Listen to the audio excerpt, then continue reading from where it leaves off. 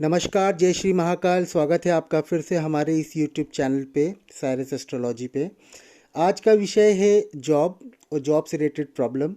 अगर कोई व्यक्ति बहुत लंबे समय से बेरोजगार हैं, घर बैठे हैं, जॉब नहीं है, ना ही किसी तरह का कोई काम धंधा उनके पास है, या फिर वो लोग जो जॉब कर तो रहे हैं लेकिन नाम मात्र की जॉब है, ना तो ग्रोथ है, ना प्रमोशन है, ना किसी तरह का कोई फ्यूचर दिखता है उसमें, तो काफ़ी हताश और निराश हो जाते हैं।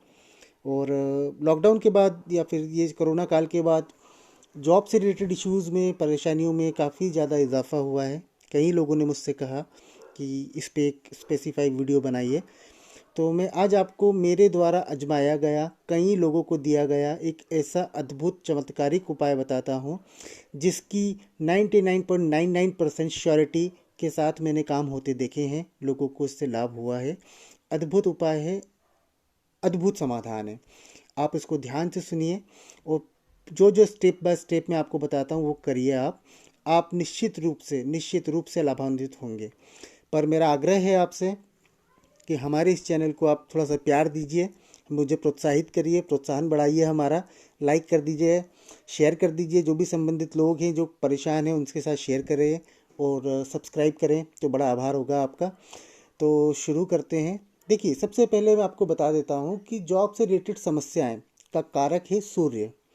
हमारी कुंडली में सूर्य कहीं पर भी बैठा हो, लेकिन अगर आलस आना बहुत ज़्यादा, जॉब स्टेबिलिटी नहीं होना, कुछ छोटे छोटे समय में जॉब छूट जाना, जॉब में प्रमोशन नहीं आना, पिताजी के साथ मतभेद होना, घर में बड़े बूढ़ों के साथ मतभेद होना, इस तरह की जब भी कोई परेशानी आती है, और ख़ासकर शारीरिक समस्याएं, रोग जैसे बहुत ज़्यादा आलस, मांसपेशियों का दर्द, दिन भर कहीं खोए खोए रहना, स्टेबिलिटी नहीं होना, मेंटल स्टेबिलिटी, ना ही मेंटल पीस होना, ये सभी चीज़ों का कारक है सूर्य।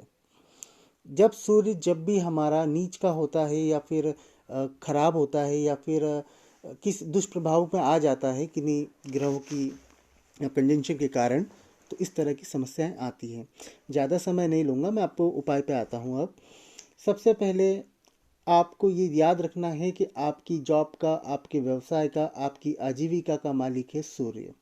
सूर्य अगर आपके साथ है तो आपको कहीं पर भी, किसी भी सेक्टर में, प्राइवेट हो, गवर्नमेंट हो, सेमी गवर्नमेंट हो, कोई भी सेक्टर ऐसा नहीं बचता है जहाँ पर सूर्य का प्रभाव और सूर्य को मनाने के बाद आपका प्रभाव ना चले। ये मेरी व्यक्तिगत प्रमाणिक जानकारी है। मैंने सैकड़ों लोगों पे इसको आजमाया है, उसके बाद ही आपसे शेयर कर रहा हूँ। करना कुछ नहीं है। देखिए, रोज़ सुबह प्रातः जब आप स्नान करते हैं, स्नान के तुरंत बाद आपको एक नियम बांधना है कि आपको तांबे के लोटे से सूर्य को जल देना है। कैसे देंगे? तांबे के लोटे में एक जल भर लें, उसमें कोई भी लाल फूल, अगर लाल फूल उपलब्ध ना हो तो रक्त चंदन जो आता है, लाल कलर का चंदन आता है, उसका पाउडर आसानी से पूजा सामग्री की दुकानों पर उपलब्ध है, मिल जाता है। आप एक लोटे जल भर के उसमें रक्त चंदन या फूल डालिए, सूर्य नारायण देव के सामने समक्ष खड़े होकर जल अर्पित कीजिए। और जल अर्पित करने का नियम ये है कि मान लीजिए कि आप प्रतिदिन सुबह 8 बजे जल देते हैं, तो 8 का मतलब 8, 43 डेज तक देना है। अब 8 का मतलब 8 से क्या तात्पर्य है? तो सूर्य अनुशासन के देवता हैं, वो आपका अनुशासन देखते हैं। तो 7:59 भी नहीं होना चाहिए और 8:01 भी नहीं होना चाहिए। उस शार्प घड़ी मिला के, सेकंड मिला के टाइम से आपको वो साधना है समय को। और 8 बजे का तो मैंने उदाहरण दिया है, आप अपनी सुविधा के हिसाब से सूर्योदय के बाद कोई समय तय करें, लेकिन पूरी तरह कोशिश ये करें कि 11 के पहले ये हो जाए। 11 के पहले सूर्य को जल देना है। सूर्य को जल देंगे, 43 डेज कंटिन्यू देना है आपको।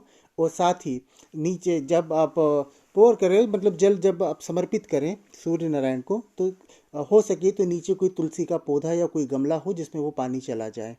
पानी सूर्य को जल देने के बाद जो पानी ज़मीन पर बिखर जाता है, वो पैर में ना आए, और उसमें से थोड़ा सा अगर जल आपको वहाँ से उंगलियों को गीला करके थोड़ा सा आँखों पे, गले पे और ललाट पे ये लगाना चाहिए। ये नियम कंटिन्यू 43 डेज चलेगा।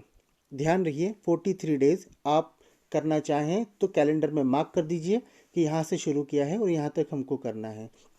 उसके बाद जल अर्पित करने के बाद अगर हो सके, अगर आप करना चाहें तो 11 या 21 बार गायत्री मंत्र का जाप कर लीजिए। और अगर वो भी नहीं हो पा रहा है तो 5 बार, इतना भी कोई बिजी नहीं हो सकता कि 5 बार, मुश्किल से कुछ सेकंड्स लगते हैं, 5 बार वो अपना गायत्री मंत्र का जाप कर ले। और परमेश्वर सूर्य नारायण को ये कहना है कि हे परम पिता, सूर्य पिता हैं, हमेशा ध्यान रखिए।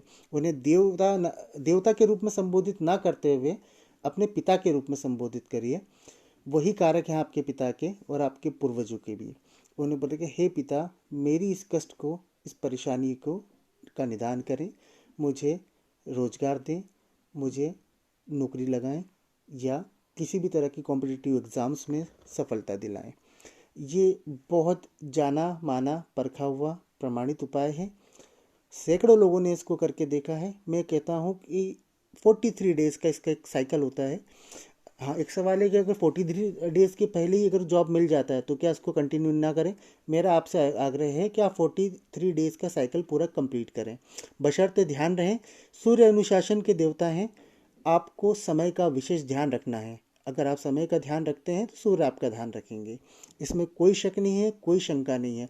पूरी तरह 100% प्रमाणित उपाय है। एक बार अवश्य करके देखिए। और मैं चाहूँगा कि अपना प्यार दीजिए, लाइक करिए वीडियोस को, शेयर करिए और सब्सक्राइब करिए।